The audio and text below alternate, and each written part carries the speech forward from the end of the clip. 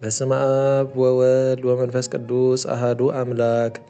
ስንክሳር ንዕለት 19 ግንቦት። በዛ ዕለት እዚኣ ቅዱስ አቦ አባ ይስሐቅ ዓረፈ።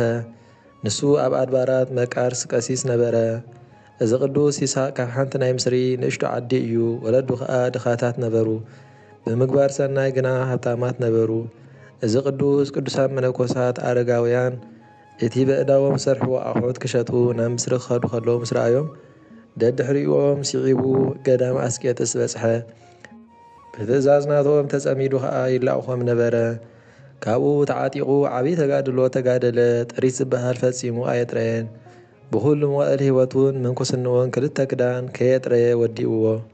ስለምንታይ ከም ኣቦታትና ክልተ ክዳን ዘየጥረኻ ኢሎም እንተሓተትዎ ንሱ ከዓ ይምልሰሎም ኣነ ክሳዕ ሕጂ ህዝባዊ እየ፣ ኣብ ዓለም ክሳዕ ዘለኹ ክልተ ክዳን ኣየድልየንን እዩ በሎም።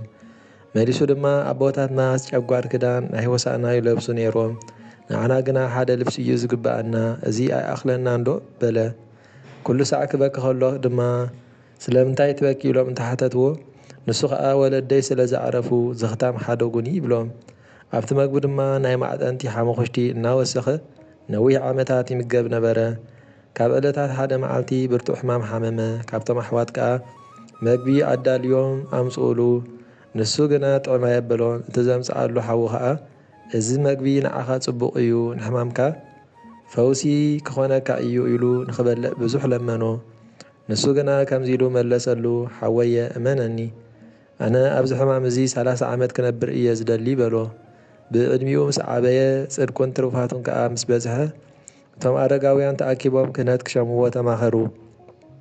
ንሱ ግና ካብኦም ሃዲሙ ኣብ ዝሩእ ግራውቲ ተኣትዩ ተሓብአ። ዘይሮም ሃሰስ ኢሎም እንተደለይዎ ኣይረኸብዎን። በታ ተሓቢኡላ ዘሎ ግራት ሓሊፎም ከዕርፉ ኣብቲ ወሰና ተቐመጡ። ምስኦም ከዓ ሓደ ኣድጊ ኣብቲ ግራት ነበረ። ናብቲ ግራት ኣትዩ ድማ ኣብቲ ቅዱስ ተሓቢኡዎ ዘሎ ቦታ ደው በለ። ከምፅእዎ ናብቲ ግራት ምስ ኣተዉ ከዓ ነዚ ኣቦ ረኸብዎ።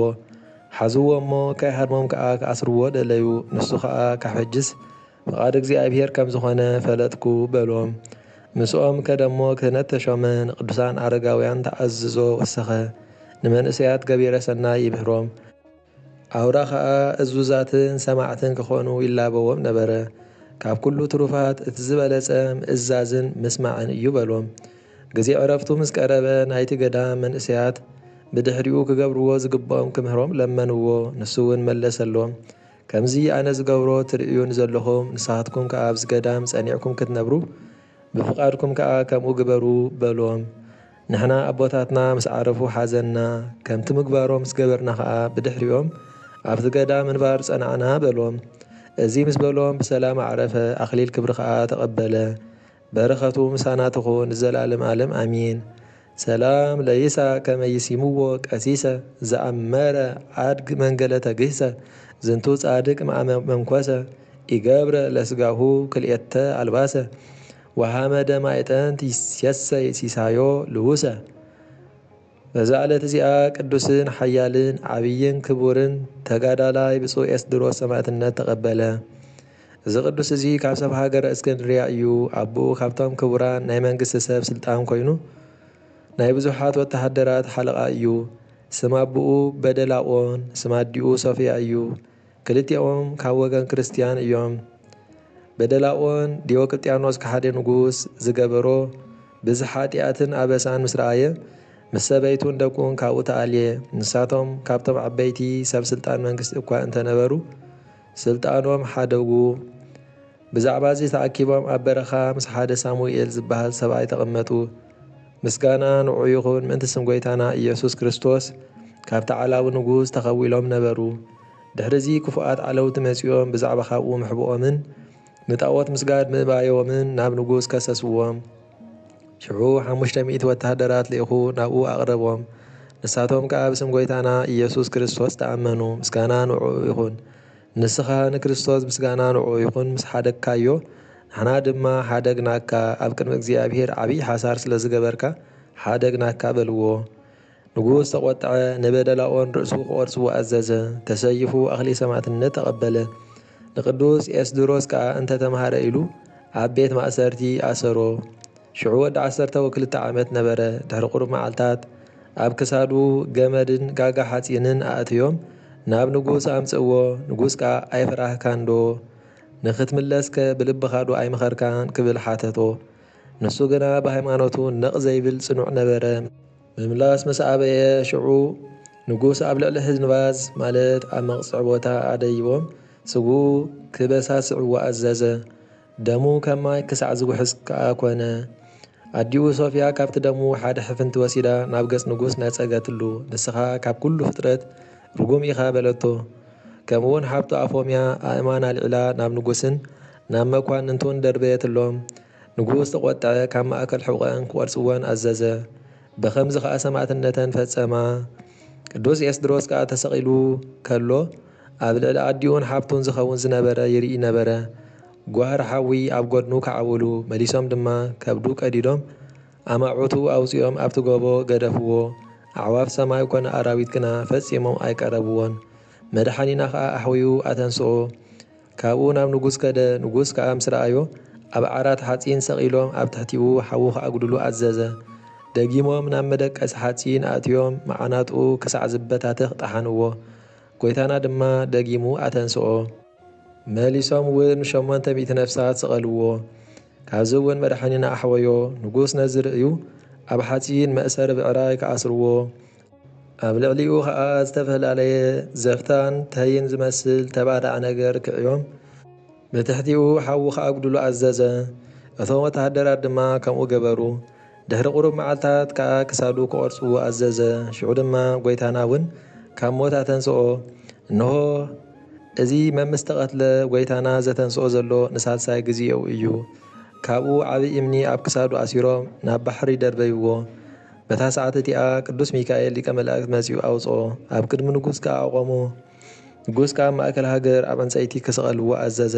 ሰቐልዎ እሞ ሞተ ከዓ። እንሆ ጐይታና ድማ ንራብዓይ ጊዜ ካብ ሞት ኣተንስኦ። ኣብ 5ይ ጊዜ ንኣናብስ ደርበይዎ። እግዚኣብሔር ከዓ ከም ነቢይ ዳንኤል ኣድሓኖ። ንጉስ መሊሱ መብንእሽቶ ቆራሪጾም ክቐትልዎ እሞ ብኻሻ ገይሮም ናብ ባሕሪ ክድርብይዎ ኣዘዘ። ኣገልገልቱ እውን ከምኡ ገበሩ። ሽዑ ጐይታና ኢየሱስ ክርስቶስ ምስ ሚካኤልን ገብርኤልን ቅዱሳን መላእኽቱን መጺኡ ኣብቲ ወሰን ባሕሪ ቆመ። ካብ ባሕሪ ኣውፅኦ። ብዘይገለ ጉድለት ድማ ኣተንስኦ። ንጉስ ከዓ ሓፊሩ ዝገብሮ ምሰኣነ ምስቶም ናቱ ተማኺሩ ናብ ብሔረ ሰሎንቅያ ክሰዶ ኣብኡ ከቐጽዕዎ ወሰነ። ኢደ እግሩ ኣሲሩ ሰደዶ። ገዛ ኣገረ ሰሎንቅያ ድማ ምስኡ ኅብረት ገበረ። ምኽንያቱ ቅድም ይፈልጦ ስለ ዝነበረ። ንጉስ ሰሚዑ ተቖጥዐ። ነቲ መኰንን ከምጽእዎ ኣዘዘ። ንቅዱስ ኤስድሮስ ከዓ ናብኡ መለሶ። ብጽምን ብጥሜትን ኣብ ቤት ማእሰርቲ ኣእተዎ። እዚ ቅዱስ ግና ብመጠን እቲ ማእሰርቱ ዓበይቲ ተኣምራትን መንክራትን ይገብር። ንኹሎም ሕሙማት ድማ የሕውዮም ነበረ።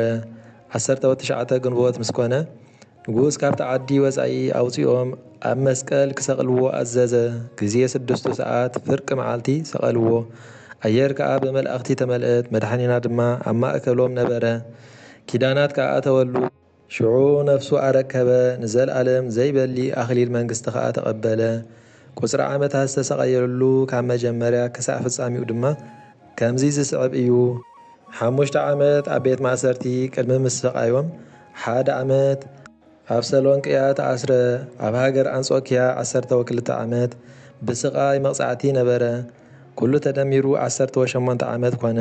በረኸቱ ምሳና ይኹን ንዘለዓለም ዓለም ኣሜን። ሰላም ለኤስድሮስ ንጹሐ ሥጋ ወህልያ ወልደ በንደላኦን ዘአንጾኪያ ድህረ ኮነንዎ ሎቱ በዘዘዚአሁ ኣርአያ ምስለ እህቱ ኣፎምያ ምስለ እሙ ሶፍያ በእንተ ስሙ ተሰቅለ ለክርስቶስ ኬንያ።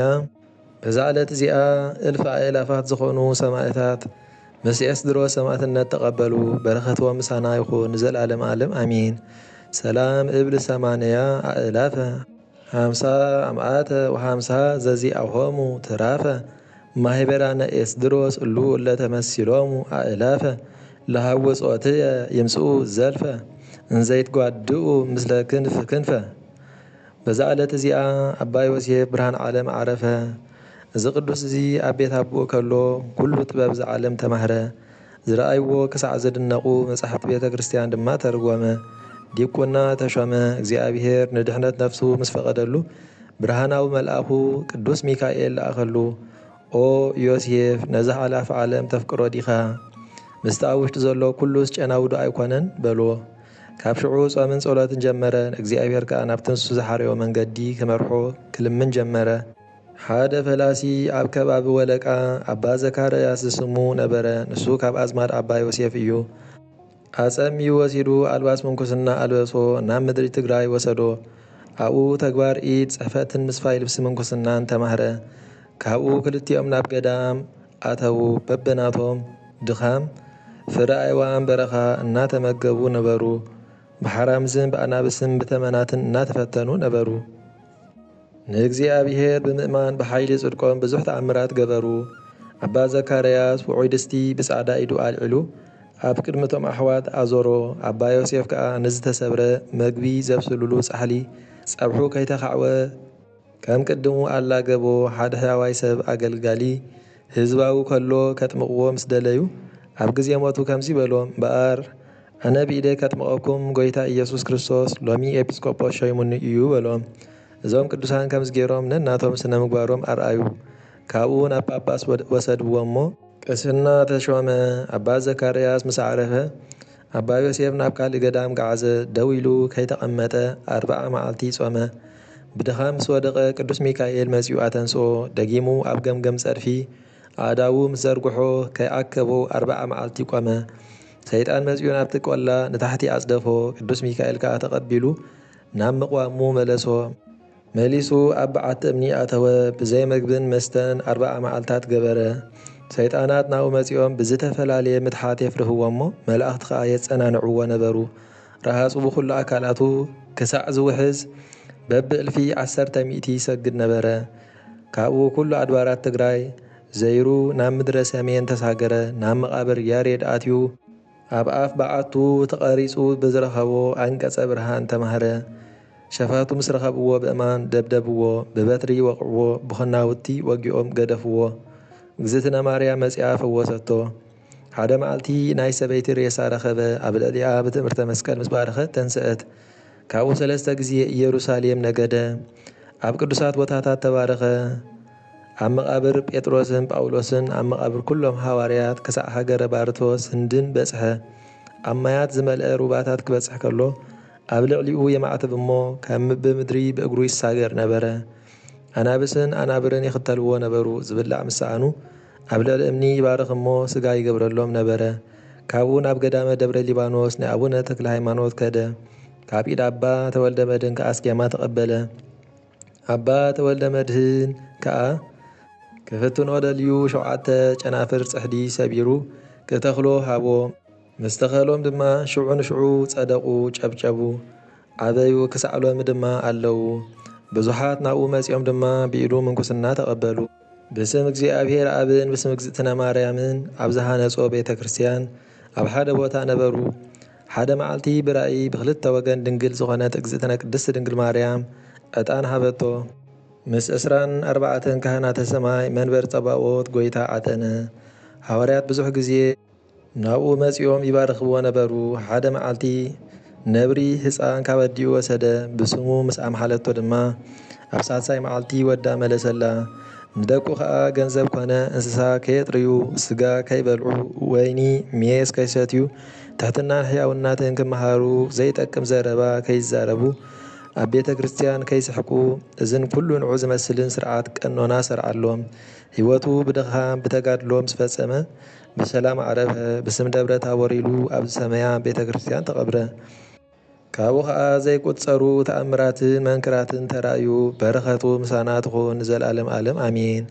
ሰላም ለዮሴፍ መንፈሰ ዮሴፍ ዘነሳ ከመይለቡ ስውረ ወከመይ ፈክር ህቡአ እንዘያፈጥን ጸልዮ እንዘይሰግድ በጉጓአ እስተገጸ ምድር ሃበ ፍጽሙ ተጐዳ ኣርኣያ ሃሊብ ጸዓዳ ኣይነማይ ነቃ። በዛ ዕለት እዚኣ ንኣቡነ ኣብየ እግዚ መዘከርቱ ኮነ። በረኸቱ ምሳና ይኹን ንዘለዓለም ዓለም ኣሜን። ሰላም ለመሬተ ስጋከ ዘተህዎ ስልጣን ከመይፈጽም በሊእ ኣፈ ኣራዊት ግሩማን ኣብየ እግዚ ጻድቅ ቅኑየ ኢየሱስ መድህን እስር ሃይለ ጸርየ ዘውእቱ ሰይጣን ተቃውሞቶ እይክል ብእሲ ምስኪን ምስጋና ንኣብን ወልድን መንፈስ ቅዱስን ሎምን ኩሉ ሰዓን ንዘለኣለም ዓለም ይኹን። ስንክሳር ንዕለት 19 ግንቦት ተፈጸመ።